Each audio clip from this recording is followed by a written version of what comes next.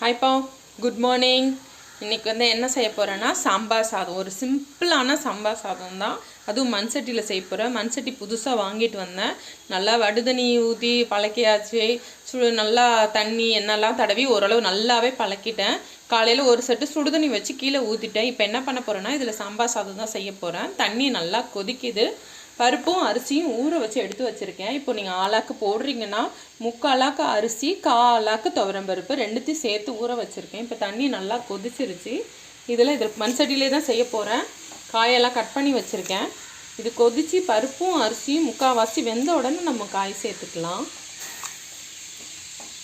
இப்போ இதை மூடி வச்சிடலாம். இதை நல்லா கொதிக்கட்டும். கொதிச்சதுக்கப்புறம் நம்ம சீரகம், பெருங்காயம் இதெல்லாம் சேர்த்துக்கலாம்.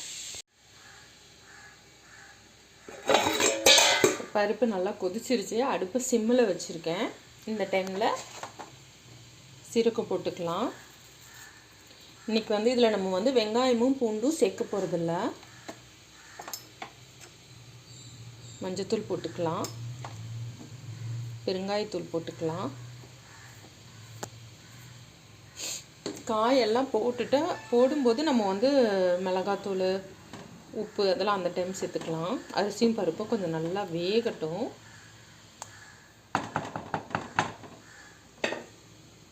இப்போ பருப்பு என்னாச்சுன்னு பார்ப்போம்.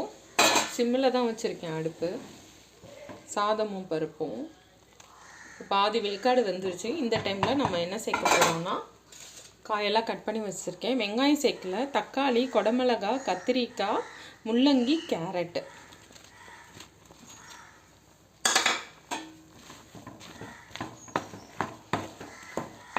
இதெல்லாம் போட்டுட்டு தேவையான அளவு உப்பு சேர்த்துக்கலாம். தேவையான அளவு உப்பு சேர்த்தாச்சு. சாதம்ன்றதுனால கொஞ்சம் அதிகமாகவே சேர்த்துருக்கேன். இப்போ இதில் குழம்பு மிளகாத்தூள் சேர்த்துக்கலாம். நான் இதில் பச்சை மிளகாய் போடலை.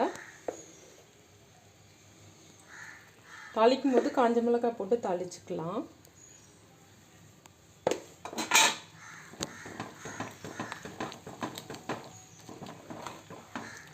இதில் காய் கொஞ்சம் தண்ணி விடும். அதனால் தண்ணி சேர்க்க தேவையில்லை. இந்த இருக்கிற தண்ணியிலே அது நல்லா கொதித்து குழஞ்சி வெந்து கொலன்னு வரணும். அப்போ தான் நல்லாயிருக்கும். குழைவாக வந்தால் தான் சாம்பார் சாதம் சூப்பராக இருக்கும்.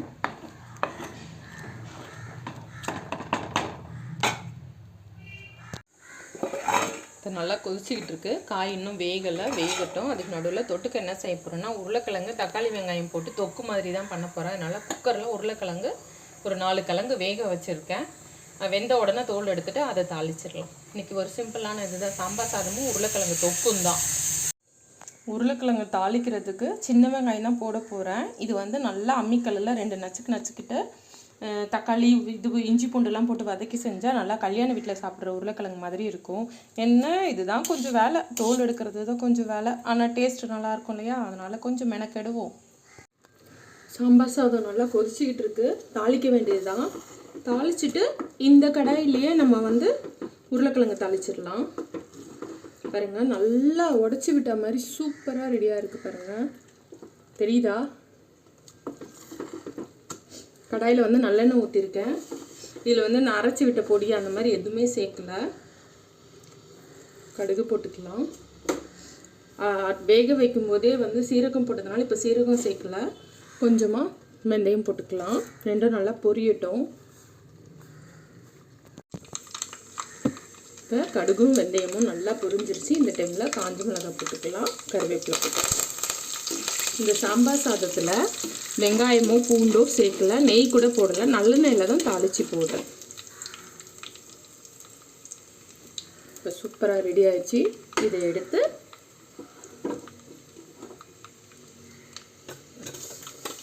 சாம்பார் சாதத்தில் ஊற்றிடலாம்.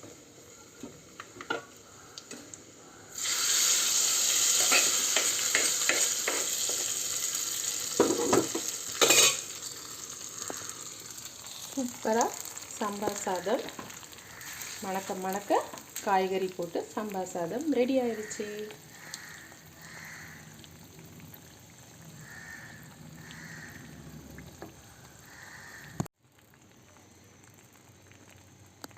இப்போ இதில் கொஞ்சமாக மேலே கொஞ்சம் நல்லெண்ணெய் ஊற்றிக்கலாம். கொஞ்சமாக போதும். நீங்கள் இந்த டைமில் நெய் வேணும்னாலும் நெய் ஊற்றிக்கலாம். அவ்வளோதான்ப்பா. சாம்பார் சாதத்துக்கு ஓரமாக மூடி வச்சிடலாம். இப்போ உருளைக்கிழங்கு தாளிச்சிடலாம். அடுப்பில் கடாய் வச்சுருக்கேன். கடாய் வச்சுட்டு கடுகு போட்டுக்கலாம். வெங்காயம் பாருங்களேன், இந்த மாதிரி சின்ன வெங்காயத்தை நசுக்கி வச்சுருக்கேன். கடுகு பொரிஞ்சிச்சு. இதில் இதை போட்டுக்கலாம். கட் பண்ணி போட்டதோட இந்த மாதிரி நசுக்கி போட்டிங்கன்னா ஃப்ளேவர் ரொம்ப ரொம்ப நல்லாயிருக்கும். இதை நல்லா வதக்கிடலாம். இப்போ இது கூட இஞ்சி பூண்டு சோம்பு மூணுமே தட்டினது இதை இது கூட போட்டு இதையும் வதக்கிக்கலாம்.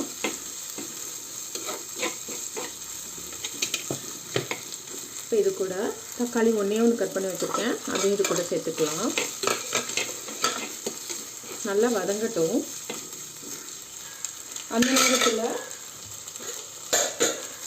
உருளைக்கிழங்கு வேக வச்சுருக்கேன், தோல் எடுத்து மசிச்சுக்கலாம். இது நல்லா வெந்துக்கிட்டே இருக்கட்டும். இப்போ இது நல்லா வதங்கிருச்சு. தேவையான அளவு உப்பு சேர்த்துக்கலாம்.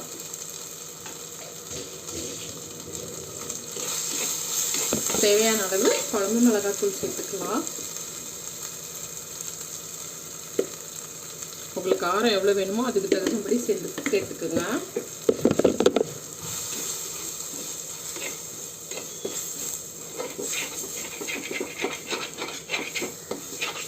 நல்லா பச்சை வாசனை போகட்டும். உருளைக்கிழங்கு போட்டுடலாம். தண்ணி வேணும்னா தண்ணி சேர்த்து கொதிக்க வச்சும் போடலாம். பட்டாணி இருந்தால் கூட வேக வச்சு போட்டிங்கன்னா அவ்வளோ நல்லாயிருக்கும்.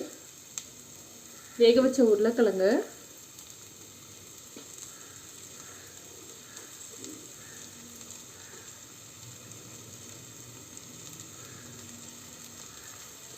நல்லா வேக வச்சு அந்த மாதிரி கையிலேயே மசிச்சு போட்டுடலாம். சூடு.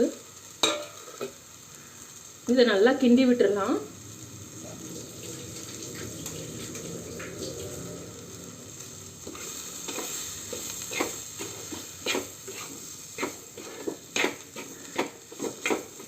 இதில் நான் கொஞ்சமாக தண்ணி சேர்த்துக்கிறேன். சேர்க்க வேணான்னு பார்த்தேன், ரொம்ப இதுவாக இருக்குது. சிம்மில் வச்சு விட்டுருங்க. மிளகாய் நெடி போட்டும். அவ்வளோதான்ப்பா. உருளைக்கிழங்கு சூப்பராக ரெடி ஆயிடுச்சு. கொத்தமல்லி இருந்தால் கொத்தமல்லி தூவி இறக்கலாம். கொத்தமல்லி இல்லை, அதனால் சாம்பார் சாதத்துலேயும் கொத்தமல்லியே போடலை. நம்ம இருக்கிறத வச்சு சூப்பராக ஒரு சமையல் இன்றைக்கி லஞ்சுக்கு பண்ணியாச்சு. அவ்வளோதான்ப்பா. நல்லா சுருண்டு வந்துருச்சு. அடுப்பை நிறுத்திடலாம்.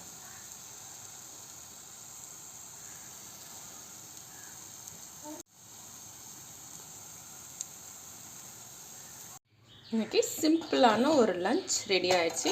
என்னென்னா மண் பாத்திரத்தில் சூப்பரான நல்லெண்ணெய் ஊற்றி வெங்காயம் பூண்டு இல்லாத ஒரு சாம்பார் சாதம், அப்புறம் தொட்டுக்கிறதுக்கு உருளைக்கிழங்கு தொக்கு. வாங்க கொஞ்சமாக எப்படி இருக்குன்னு டேஸ்ட் பார்த்துடலாமா? நல்லா தலை இருக்குது. சாதம் இறுக்கிலாம் போல் செம்மையாக இருக்குது வாசனை. நான் வந்து இதில் நெய்யெல்லாம் சேர்க்கலைங்க. நீங்கள் நெய் வேணும்னா இறக்கிட்டு இந்த மாதிரி நேரத்தில் நெய் சேர்த்துக்கலாம். கொஞ்சமாக